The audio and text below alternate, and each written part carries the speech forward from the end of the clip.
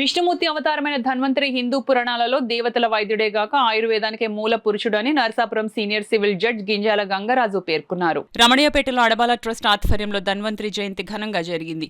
ఈ సందర్భంగా ఆయన మాట్లాడుతూ ఆయుర్వేద మందుల వలన ఎటువంటి సైడ్ ఎఫెక్ట్స్ ఉండవన్నారు.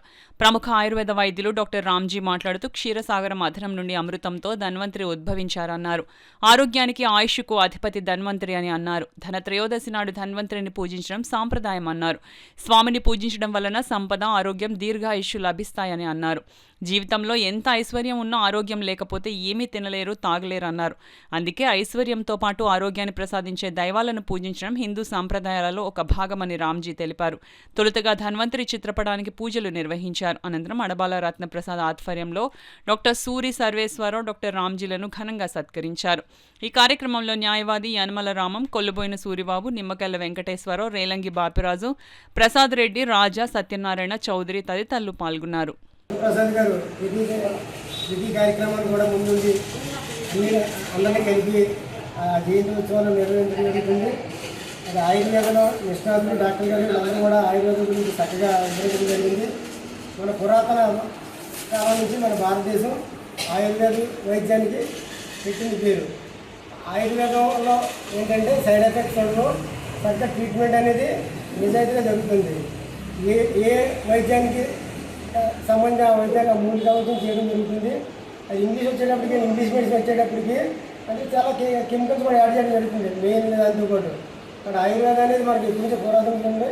దాన్ని డెవలప్ చేసింది మనకి ధన్వంతరి మహర్షి, అలాగే చరకుడు, తర్వాత కౌటిల్యుడు, ఇలా మన పురాతన కాలం నుంచి కూడా మన మహర్షులు మనకి ఎంతో మంచి విద్యని, వైద్యాన్ని అందించడం జరిగింది. దాన్ని డిఏట్ అయ్యి మనం ఈ ఇంగ్లీషు వైద్యం చేయడం మారడం వల్ల ఏంటంటే ఈ సైడ్ ఎఫెక్ట్లు జరుగుతూ వస్తున్నాయి. అసలు దానికన్నా ఎక్స్ట్రా ఎక్కువైపోతున్నాయి. కాబట్టి ఆయుర్వేదం అనేది చాలా ఇంపార్టెంట్. దాని గురించి పెద్దలు మాట్లాడారు కాబట్టి ఈ అవకాశం అందరూ కూడా ఇప్పటి వరకు సుసంపన్నంగా ఉంచడానికి అవసరమైనటువంటి మూల సూత్రాలు చెప్పినటువంటి మహానుభావుని యొక్క జన్మదినం ఈరోజు కావడము, మనము ఈరోజు ఆయుర్వేద జయంతిని ధన్తెరస్ పేరుతో జరుపుకోవడం అనేటువంటిది చాలా గొప్ప విషయము. ప్రతి సంవత్సరం కూడా ఆశ్వీజ బహుళ త్రయోదశి నాడు ధన్వంతరి జయంతిని జరుపుకోవడం అనేటువంటిది ఆయుర్వేద వైద్యులుగా ప్రతి ఒక్కరు చేయవలసినటువంటి విధి. కాబట్టి ఆయుర్వేదం అంటే భారతీయుల యొక్క జీవన విధానము.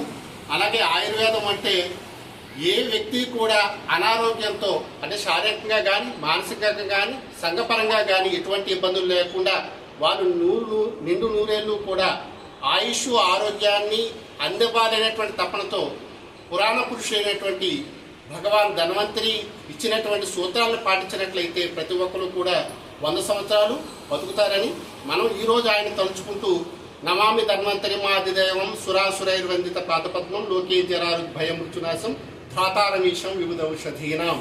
కాబట్టి అందరూ కూడా మనస్ఫూర్తిగా కోరుకోండి. అలాగే ఆయన ఆశీస్సులు అందరికీ అందుతాయని ఆశిస్తూ